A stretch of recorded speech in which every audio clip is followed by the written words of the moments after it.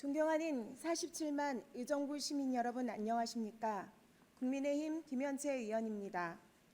먼저 5분 자유 발언의 기회를 주신 의장님과 동료 의원님들께 감사의 말씀을 드립니다. 의정부시는 지난 몇 년간 의정부역 근린공원 공중화장실로 전국적인 유명세를 탔습니다.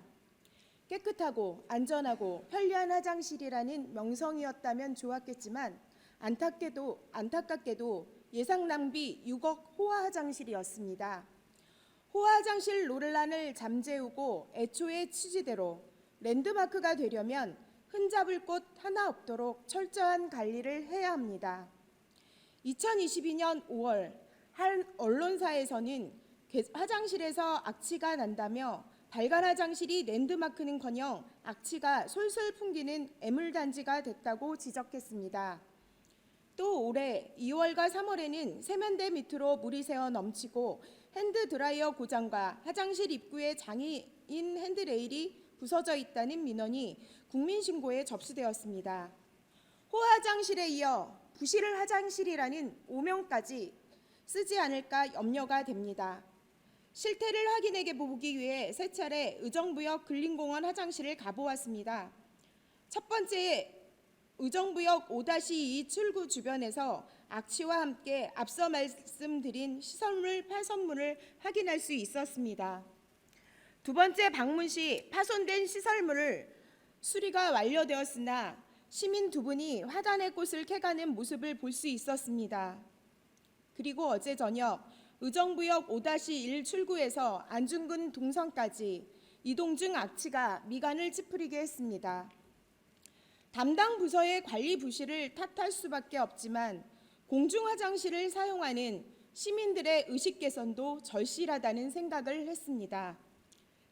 지난 4월 자원순환과는 20일간에 걸쳐 공중화장실 36개소와 간이화장실 11개소에 대한 지도점검을 실시했습니다.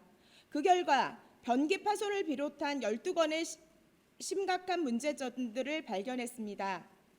그런데 본 의원을 놀라게 한 것은 점검 내용에 악취와 불법 카메라가 없다는 점이 없습니다. 모두에서 말씀드렸던 것처럼 악취는 시민들이 가장 크게 느끼는 불편입니다.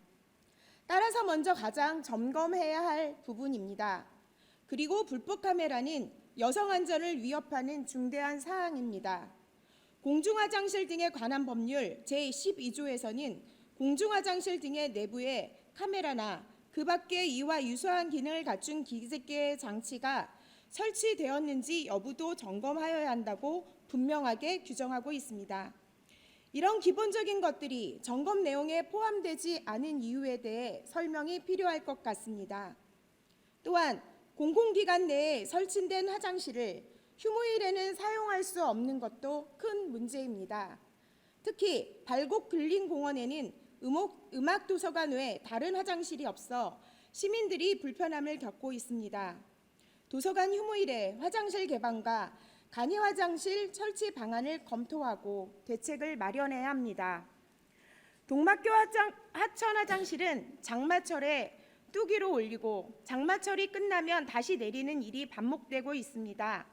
올리고 내릴 때마다 500~600만 원에 소요되는 이 일을 언제까지 계속할 것인지 답답하기만 합니다. 또 성림사 계곡의 등산객을 위한 화장실 위치 변경과 하천의 공중화장실 점검도 필요합니다. 마지막으로 개방화장실에 대해서 말씀드리겠습니다. 접근성을 갖춘 개방화장실은 시민 편의 측면에서 매우 중요합니다. 많을수록 좋습니다. 현재 지정된 개방화장실이 55개인데 인센티브를 늘려서라도 확대할 필요가 있습니다. 아울러 개방화장실에 대한 지도 점검도 강화되어야 합니다. 개방화장실 안내판은 잘 보이는 곳에 두었는지, 개방 시간들을 잘 기재하였는지, 화장실 관리는 제대로 되고 있는지 늘 관리해야 합니다. 도시 수준을 알려면 공중화장실을 보면 된다는 말이 있습니다. 공중화장실은 단순하게 생리적 요구만 해소하는 공간이 아니라는 의미일 것입니다. 얼마 전 스마트 도시 토크쇼에서 시장께서 걷고 싶은 명품도시 조성의 일환으로 공중화장실의 개선을 언급한 바 있습니다.